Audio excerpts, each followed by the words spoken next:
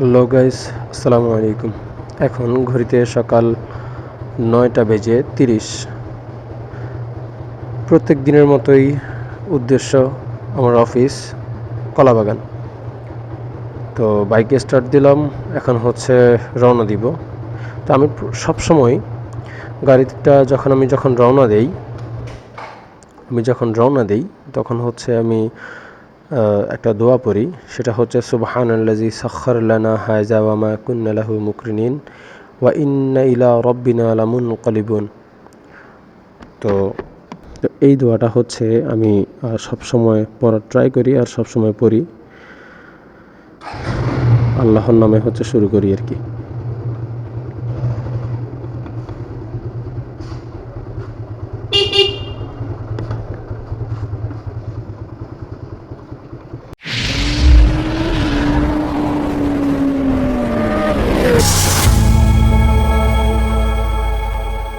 তো আপনাদের সাথে একটা বিষয় শেয়ার করি, সেটা হচ্ছে ইদানিং সময় ঢাকার রাস্তায় খুব বেশি চেকপোস্ট আমরা হচ্ছে লক্ষ্য করতেছি। সেটা হচ্ছে যৌথ বাহিনী, সেনাবাহিনী আর হচ্ছে পুলিশের টহল টিম হচ্ছে বেড়ে গিয়েছে, চেকপোস্ট বেড়ে গিয়েছে। সেক্ষেত্রে একটা জিনিস আপনি মাথায় রাখবেন, সেটা হচ্ছে আপনি যখন গাড়ি নিয়ে বের হবেন বাসা থেকে বা হচ্ছে আপনার গ্যারেজ থেকে যখন গাড়ি নিয়ে বের হবেন, তখন অবশ্যই আপনি আপনার গাড়ির কাগজপত্র আপনার সাথে আছে কিনা সেটা আপনি খেয়াল রাখবেন। যে কোনো ভুল করে আপনি আপনার বাসায় আপনার গাড়ির গুরুত্বপূর্ণ কাগজপত্রগুলো কোনো ফেলে আসছেন কিনা। আর দ্বিতীয়ত আপনাদেরকে ফলো আপে রাখতে হবে গাড়ির কাগজপত্রগুলো আপডেট আছে কিনা, ট্যাক্স টোকেন আপডেট আছে কিনা।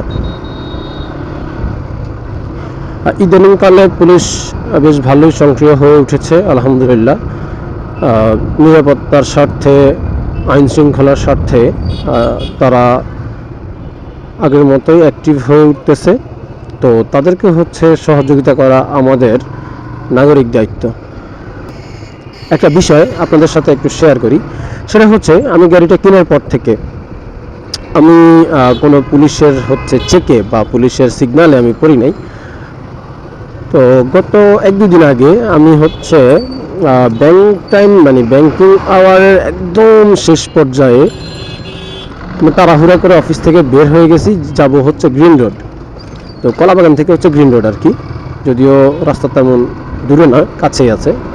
কিন্তু আমার ব্যাংকে 4টা পর্যন্ত আমি সম্ভবত 55তে বের হয়েছি, মানে 3:55 আর কি।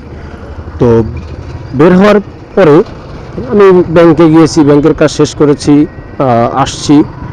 এখন আসার সময় ধানমন্ডি 32-এর যে সিগন্যাল আছে, ওই সিগন্যালে এক সার্জেন্ট ভাই সিগন্যাল দিল আমাকে। তো সিগন্যাল দেওয়ার পরে আমি হচ্ছে দাঁড়াইছি। এখন আমাকে হচ্ছে গাড়ির কাগজপত্র উনি দেখতে চেয়েছে। আমি যখনই ভাই মানিব্যাগটা আমি বের করব,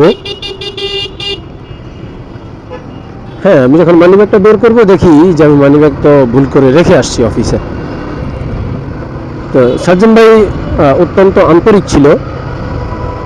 আমি ওনাকে বললাম যে ভাই আমি তো হচ্ছে আমাদের পাশেই, আমি আসলে তাড়াহুড়ো করে বের হয়েছি, ব্যাংকিং টাইম, যার কারণে হচ্ছে ভাই আমি আমার মানিব্যাগটাই রেখে আসছি, আমার কাগজপত্র সব কিছু মানিব্যাগে আছে। তুমি আমাকে সুন্দর করে বলছে যে হচ্ছে আপনি গাড়িটা এখানে রেখে গিয়ে আপনি আপনার মানিব্যাগটা নিয়ে আসেন, গাড়ির কাগজপত্রগুলো দেখিয়ে আপনি গাড়িটা নিয়ে যান। আচ্ছা, তো আমি অফিসে গিয়েছি, অফিস থেকে কাগজপত্রগুলো এনে আমি শুধু আমার গাড়ির কাগজটা দেখিয়েছি আর বাস, উনি সঙ্গে সঙ্গে আমাকে চাবিটা দিয়ে দিয়েছে। তো এখানে হচ্ছে দেখেন আমার 32 থেকে আর হচ্ছে 32 আর হচ্ছে ডলফিন বাস কাউন্টার, এখানে কিন্তু রাস্তা খুবই কম বলতে একদম পাশেই, যার কারণে আমার কোনো সমস্যা হয়নি। এখন যদি গ্রিন রোডের সিগন্যালে যদি আমাকে ধরতো পুলিশ, তাহলে কি অবস্থা হতো চিন্তা করছেন? তো এই বিষয়গুলো হচ্ছে আমাদেরকে একটু খেয়াল রেখে তারপর হচ্ছে বের হওয়া উচিত। আমার মতো ভুল অবশ্যই কেউ করবেন না। আর গাড়ির কাগজপত্রের বিষয়ে আসলে এই ভুলটা করা উচিত না। অনেকেই হচ্ছে গাড়ির হচ্ছে সিটের নিচে গাড়ির কাগজপত্রগুলো রেখে দেন, এই জিনিসটাও কিন্তু কেউ করবেন না।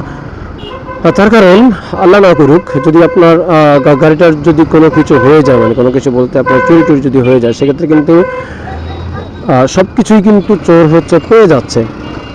হ্যাঁ, তো এই জিনিসটা হচ্ছে কেউ করবেন না। অবশ্যই আপনি আপনার সাথে রাখবেন। আপনার যদি টান ব্যাগ থাকে তাহলে ওই ব্যাগে রাখবেন, না হলে এখন হচ্ছে আপনার অনেক সুন্দর সুন্দর মানি ব্যাগ পাওয়া যায়। মানি ব্যাগে হচ্ছে আপনার খুব সুন্দরভাবে আপনি ট্যাক্স টোকেন রাখতে পারবেন, তারপরে আপনি আপনার গাড়ির কাগজ রাখতে পারবেন, আপনার ড্রাইভিং লাইসেন্স রাখতে পারবেন। তো এই হচ্ছে আর কি ব্যাপার। তো সবাই ভালো থাকবেন, সুস্থ থাকবেন। আজ এ পর্যন্তই। আল্লাহ হাফেজ।